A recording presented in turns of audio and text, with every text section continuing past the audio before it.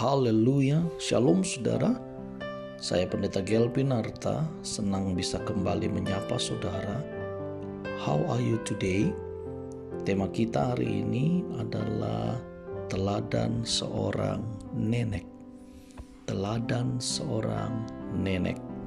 Pembacaan kita terambil dalam 2 Timotius pasal yang pertama, mulai ayat yang ketiga sampai dengan ayat yang kelima. Namun yang merupakan nats kita, saya bacakan di ayat yang kelima. Demikian firman Tuhan. Sebab aku teringat akan imanmu yang tulus ikhlas, yaitu iman di dalam nenekmu Lois dan di dalam ibumu Eunike dan di dalam dirimu. Saudara yang dikasihi oleh Tuhan, ketika kecil Pendeta Purboyo berlibur di rumah neneknya di Semarang. Naik bus seorang diri, di terminal ia dijemput neneknya. Mereka lalu naik becak. Nenek berbicara pada tukang becak tentang kehidupan setelah kematian dan keselamatan yang dijamin oleh Tuhan Yesus. Ketika tiba di rumah, nenek meminta tukang becak merenungkan percakapan tadi.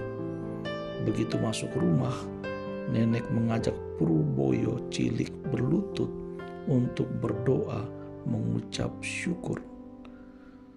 Selain diajar berdoa, setiap hari Purboyo cilik diajak ke rumah sakit mengunjungi warga jemaat, menengok asrama putri, dan sebagainya. Pelayanan nenek hampir menyamai pelayanan seorang pendeta, mengunjungi orang sakit, memimpin kelompok PA ibu-ibu, membawa renungan di kebaktian wilayah.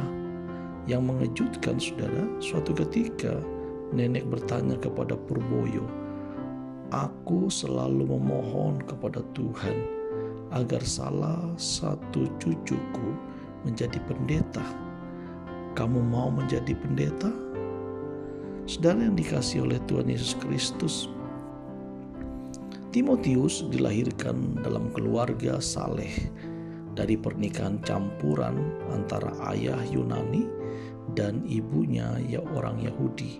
Saudara bisa baca itu di dalam Kisah Para Rasul pasal yang ke-16 ayat yang pertama.